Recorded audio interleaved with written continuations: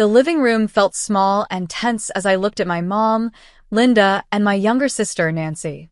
Nancy had just told us that she and her husband, Eric, needed a place to stay because they were having a hard time. Mom's face lit up with excitement, like a kid opening Christmas presents. "Of course, you two can stay here," Mom said with a big smile, pulling Nancy into a warm hug. "We'll make room for you." "No problem." My heart sank. This was our home, a small 3-bedroom house I had worked hard to maintain. But, as usual, my own needs didn't seem to matter. Trying to stay calm, I said, "Mom, can I talk to you for a minute?" I didn't want to sound upset, but it was hard to hide. Without even looking at me, Mom waved her hand dismissively. "Not now, Carol. We need to get the guest room ready for Nancy and Eric," she said. Nancy gave me a smug smile, clearly enjoying all the attention she was getting.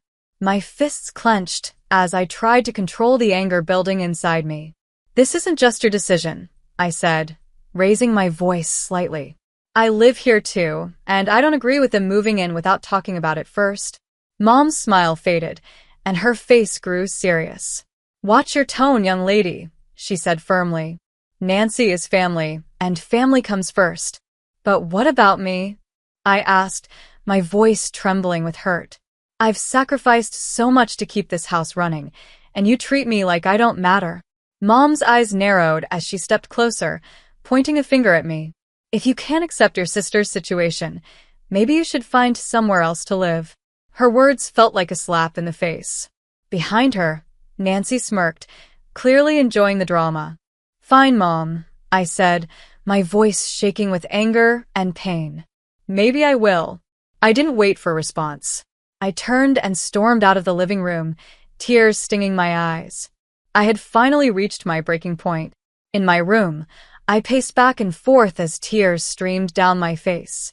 How could my mom be so cold after everything I had done?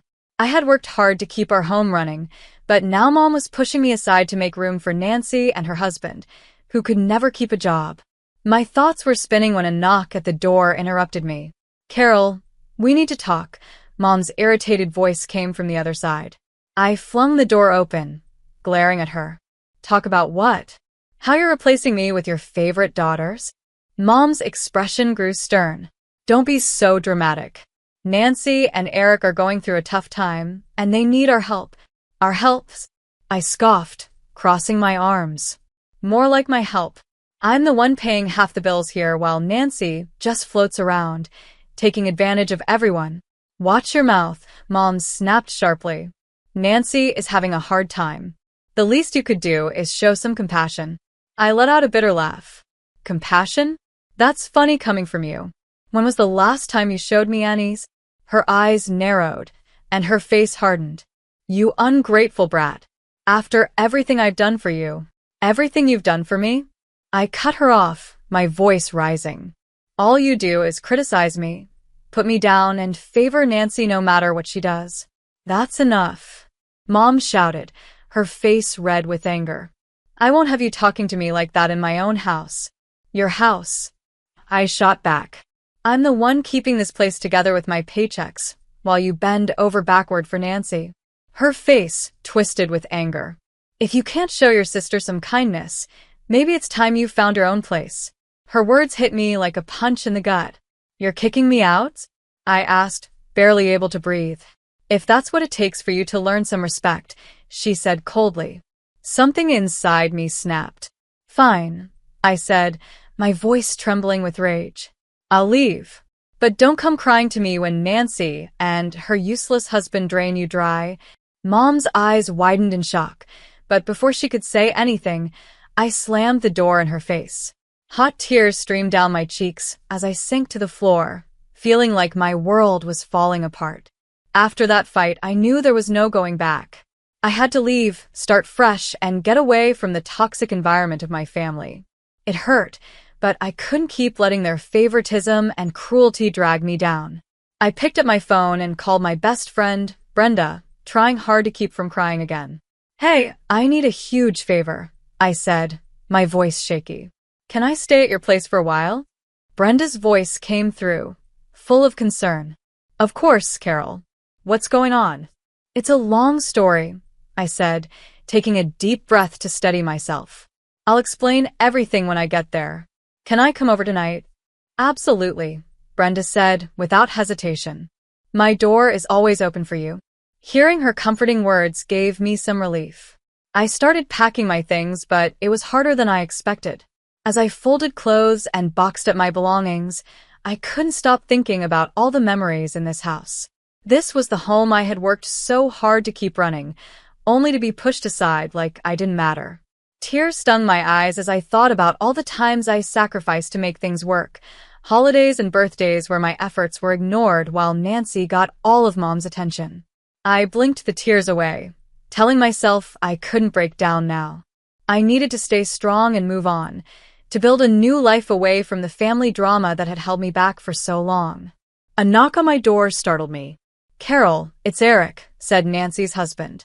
His voice made me tense up immediately. I didn't trust him and knew his smooth-talking ways too well. "What do you want?" I asked sharply. "Can we talk?" he replied in an overly calm tone. "I think there's been a misunderstanding." I scoffed and opened the door, glaring at him. "The only misunderstanding is you two thinking you can just show up and take over my life."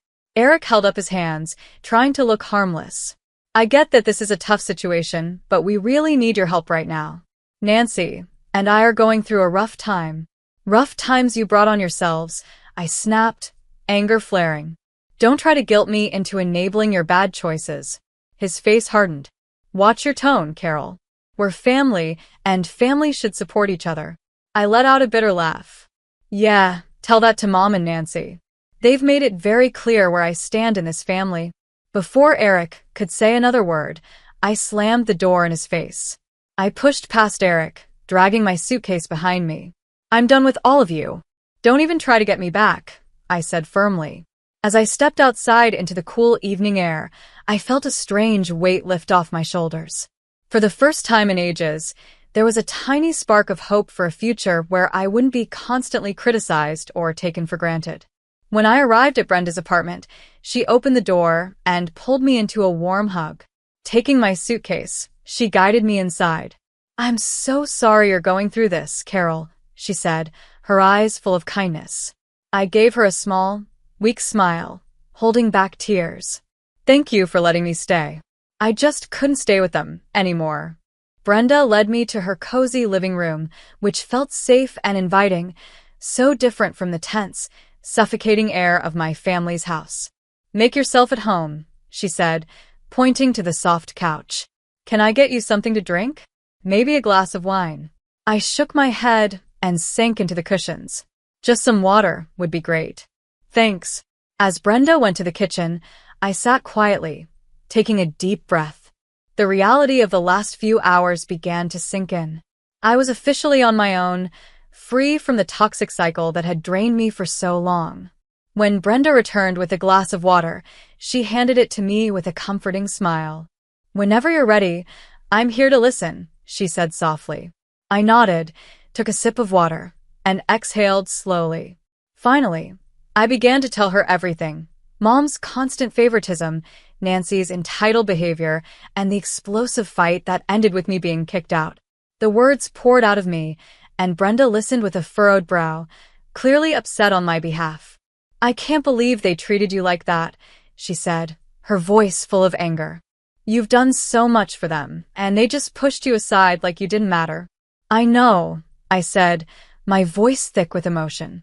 "It hurts, but I can't keep going through that. It's too much." Brenda reached over and squeezed my hand. "You're doing the right thing, Carol. It's time you started living for yourself." Her words struck a chord deep inside me, sparking a sense of determination. For so long, I had put my own happiness and well-being aside for a family that didn't seem to care. But now, that chapter of my life was over. Over the next few days, I started settling into Brenda's spare bedroom. As I unpacked my things, I realized this was the beginning of something new, something better. I finally had the chance to build a life that was my own. I was discovering parts of myself that had been buried under the pressure of my family's expectations. Every item I unpacked and put away made me feel a little freer. I started exploring new interests and trying things I'd always wanted to do. I joined a local book club and met people who loved reading as much as I did. I even signed up for a beginner's pottery class. Doing things just for fun felt amazing. There was no one to judge me or criticize my choices. I was free to enjoy myself. At work, I threw myself into my projects with new energy. I shared my ideas confidently and even impressed my boss with my dedication. For the first time in years, I felt proud of myself, not because I was pleasing someone else, but because I was doing something that mattered to me. I was starting to see my worth, separate from what my family thought. As the days turned into weeks, the weight of my past slowly lifted. It was replaced with a feeling of freedom I'd never known before. I was finally living for myself, and the future seemed bright. Then, a few weeks after moving in with Brenda, my phone wouldn't stop ringing. Every call was either Mom or Nancy leaving desperate voicemails, begging me to answer. I ignored them. I wasn't ready to reopen that part of my life. I was healing, and I didn't want to risk getting pulled back into their drama. One evening, as Brenda and I were eating takeout and chatting, my phone rang again. I rolled my eyes and reached to silence it, but Brenda gave me a gentle, firm look. "You should probably answer it," she said with a nod. "Maybe they actually have something important to say." With a heavy sigh, I picked up the phone. "What do you want, Mom?" I asked. "Carol." Thank goodness, Mom's voice came through, frantic and panicked. "We're in big trouble here." I felt a strange mix of emotions, bitterness, satisfaction, and pity. "Oh, really? What's the problem? I can't handle things without me." "It's not just that," she said, her voice strained. "We're behind on the mortgage and the utilities are about to be cut off." A dry, humorless laugh escaped me. "Gee," I said sarcastically. "Wonder how that happened," I said coldly. "Maybe you shouldn't have kicked out the one person who was actually helping with the bills." "Carol, please," Mom begged, her voice desperate. "We need your help. We're barely getting by." A dark satisfaction stirred inside me. After years of feeling ignored and underappreciated, it was almost satisfying to see them dealing with the consequences. "You know, Mom, this is exactly what I warned you about," I replied. "You chose Nancy over me, and now you're paying the price." "I made a mistake, okay?" Mom's voice cracked, full of emotion. "I'm sorry for how I treated you. Just please help us this one time." I could hear Nancy sobbing in the background. A small part of me felt a pang of sympathy, but the years of pain and neglect were too much. I couldn't let myself get dragged back into their chaos. "Sorry, Mom," I said firmly. "You told me to leave, and I did. Now it's your turn to figure things out on your own." Before she could respond, I ended the call. The texts and voicemails came flooding in, but I ignored them. I was done with that chapter of my life. Brenda watched me with a mix of concern and understanding. "Are you okay?" she asked gently. I took a deep breath and nodded. "Yeah, I'm fine," I said with quiet strength. "It's just satisfying to finally see them dealing with the consequences." "You're standing up for yourself," I added, feeling a mix of freedom and guilt. "They made their bed. Now they have to lie in it." Brenda gave me a supportive smile. "You're absolutely right, Carol. You have every right to stand your ground. They need to face the results of their choices." Over the next few weeks, the calls became more frantic. I learned, through Brenda and some neighborhood gossip, that Eric had been hiding major debts, which had led to his job loss and worsened their financial struggles. While a small part of me felt guilty for not stepping in, I knew that helping would only continue the dysfunction. Sometimes, you have to let people face the consequences of their actions, no matter how painful it might be. In the months that followed, I heard more about how things at my old home were falling apart. The utilities were shut off, debt collectors were constantly at their door, and the once neat yard I had worked so hard to maintain was now overgrown and messy. A strange, twisted sense of satisfaction flickered inside me. After years of being treated like I didn't matter, it felt like justice was finally being served. I felt invisible in my own home for so long, and watching them face the fallout felt like poetic justice. One evening, Brenda came home from work with a concerned look on her face. "I saw your mom at the grocery store today," she said cautiously, watching me closely. She looked rough. I raised an eyebrow, unsure if I wanted to know more. Oh. How so? Brenda sighed and shook her head. Her clothes were messy, her hair was all over the place, and she looked like she hadn't slept in days. For a moment, a flicker of guilt tugged at me, but I quickly shoved it down. Well, maybe now she'll understand what it's like to struggle, I said, trying to sound indifferent. Brenda gave me a kind but serious look. I know you're still hurting, Carol, but don't let their mistakes consume you. You've done so well moving forward. Don't let them pull you back. I nodded, taking her words to heart, though a small part of me couldn't help but feel some satisfaction. After years of being ignored and mistreated, it felt like life was finally balancing the scales. A few days later, my phone rang. The number was unfamiliar, and against my better judgment, I answered it. "Hello," I said cautiously. "Carol, it's Nancy," came a strained voice. She sounded tired and scared. Bitterness rose in me as I gripped the phone. "What do you want, Nancy?"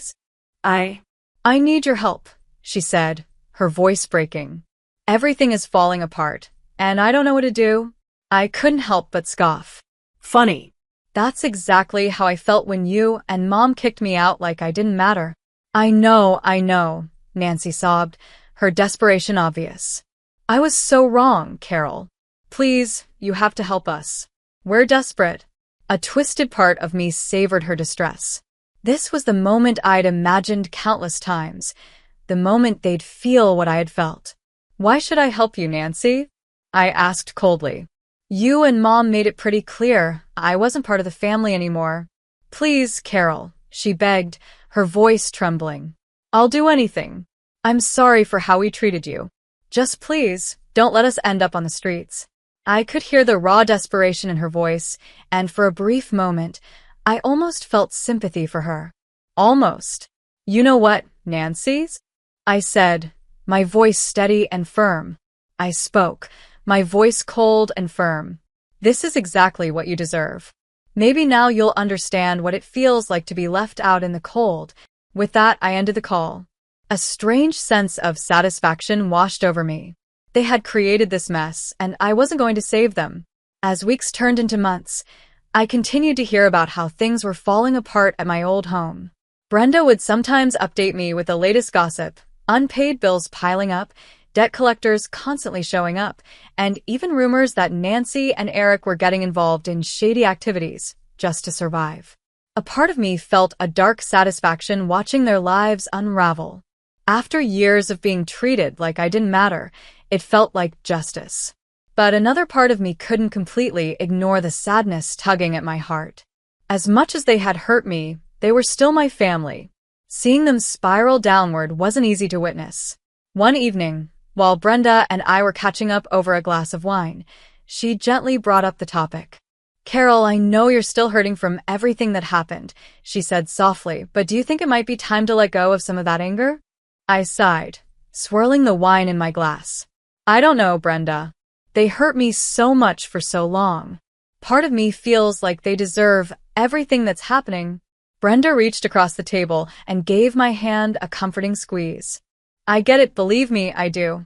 But holding on to all that bitterness will only end up hurting you in the long run." Her words struck a chord. As satisfying as it was to see my family face the consequences, I realized that holding on to my resentment might keep me stuck in the past. Was I really any better if I let that anger keep growing? The next day, as I was preparing for an important presentation at work, my phone buzzed with a call from Mom. I hesitated, my hand hovering over the phone, before finally answering. "Hello," I said cautiously. "Carol." Mom's voice was barely a whisper, thick with emotion. "I don't even know where to start." I steeled myself, expecting excuses or another attempt at manipulation. But instead, her voice softened, and I could hear quiet sobs. "I'm so sorry, Carol," she said, her words trembling. "I was a terrible mother to you. You deserved so much better than what I gave you." Her words caught me off guard. For the first time, she seemed genuinely remorseful, taking responsibility for the pain she had caused me. My resolve began to waver as I listened. Her voice was full of regret as she said, "Please, let me try. I'll do anything to earn your forgiveness." In that moment, something shifted inside me. As much as I had taken satisfaction in their struggles, I realized that holding on to all this bitterness was only hurting me. I took a deep breath, and my voice came out softer than I expected. "Mom, I can't pretend everything is okay. You really hurt me." "I know," she replied, her voice breaking. "And I'll spend the rest of my life making it up to you if you let me." I exhaled deeply, feeling a heavy weight lift from my chest. Letting go of all the resentment I'd carried for so long suddenly felt possible. "Okay, Mom," I said finally. "Let's start over, one step at a time." I knew it wouldn't be easy, but in that moment, I understood that real healing would come through forgiveness, not just for them, but for myself too. After that emotional conversation, I felt hopeful about rebuilding our relationship, even if it would take time. Over the next few months, Mom worked hard to make amends.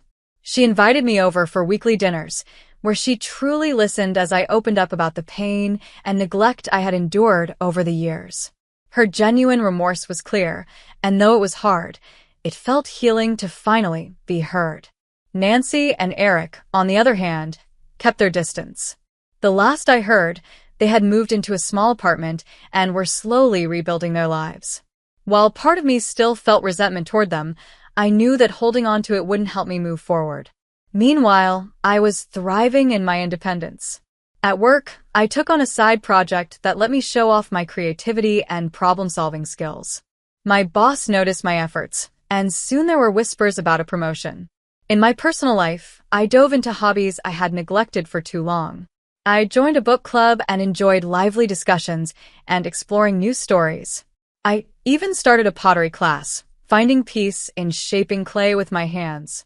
Brenda remained my rock through it all, cheering me on every step of the way. One evening, as we shared a bottle of wine on her balcony, she smiled at me warmly. "I'm so proud of you, Carol," she said. "You've come such a long way." I smiled back, feeling a comforting warmth from her words. For the first time in a long time, I felt like I was exactly where I was meant to be. "I couldn't have done it without you," I said to Brenda, my voice full of gratitude. "You were there for me when my own family wasn't." As the months went by, I felt myself truly letting go of the past. The anger and resentment that had once consumed me faded away, replaced by a new sense of confidence and self-worth. One evening, as I was getting ready to go out with some coworkers, my phone buzzed. It was a text from Mom. "I just wanted to tell you how proud I am of you, Carol. You've grown into such a strong, independent woman, and I'm honored to be part of your life again." Tears filled my eyes as I read her message, but this time, they weren't tears of pain or anger. They were tears of gratitude and healing. I had finally broken free from the toxic cycle that had once held me back. I wasn't defined by the neglect or mistreatment of my past anymore. Now, I was creating my own life, surrounded by people who truly appreciated and supported me. As I stepped out into the warm evening air, a deep sense of peace washed over me. The journey had been long and hard, but I had come out of it stronger, wiser, and more resilient. For the first time, I was living for myself, and it felt amazing.